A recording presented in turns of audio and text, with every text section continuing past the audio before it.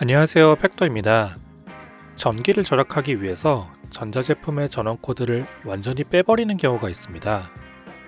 전자제품에는 대기 전력이 있어서 전원이 꺼져 있어도 전기가 계속 소모되기 때문인데요. 하지만 컴퓨터의 경우에는 한 번 더 생각해 봐야 할 수도 있겠습니다.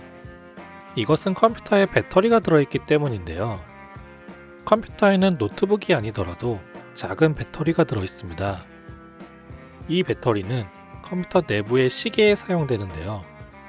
컴퓨터의 전원이 완전히 차단되면 시계까지 멈춰버려서 시간을 알 수 없어지기에 이 시계를 켜두기 위해 컴퓨터의 대기 전원이 사용되다가 컴퓨터의 전원 코드가 뽑힌 상황에서는 배터리를 이용해서 시계를 켜두는 것이죠.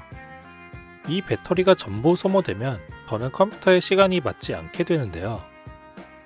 물론 요즘 컴퓨터들은 시간이 맞지 않아도 인터넷으로 시계를 다시 맞춰주기에 인터넷을 연결하지 않고 사용하는 특수한 상황이 아닌 이상에는 큰 문제는 아니기는 합니다. 하지만 오래된 컴퓨터의 경우에는 이렇게 다시 맞춰주는 기능이 없는 경우도 있고, 컴퓨터의 시계는 종종 유료로 구매한 제품의 사용기간이 지났는지를 확인하기 위해 사용되기도 하는데요. 사용기간이 지난 제품을 컴퓨터의 시계를 거꾸로 돌려서 계속 쓰는 것을 막기 위해서 어떤 프로그램들은 컴퓨터의 시계가 정상적인지를 계속 감시하기도 합니다. 그래서 컴퓨터의 시계가 계속 다시 맞춰진다면 시계가 이상하다면서 기껏 유료로 구매한 프로그램이 더는 동작하지 않는 경우도 있죠.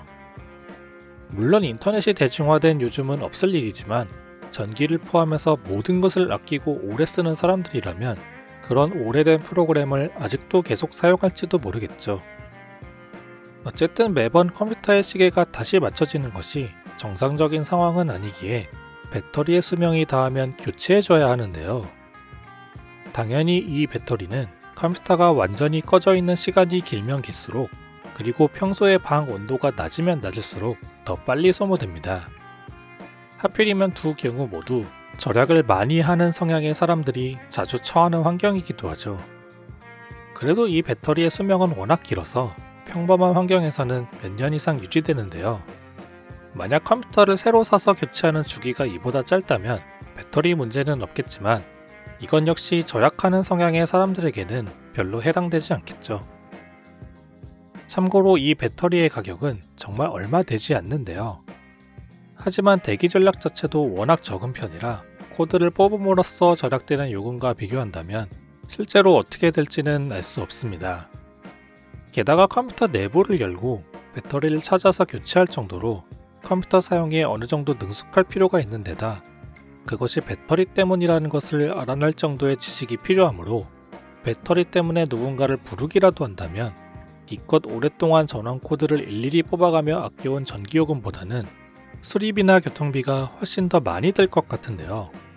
무조건 절약하는 것보다는 자세히 알아보는 것이 더 좋을 것 같습니다.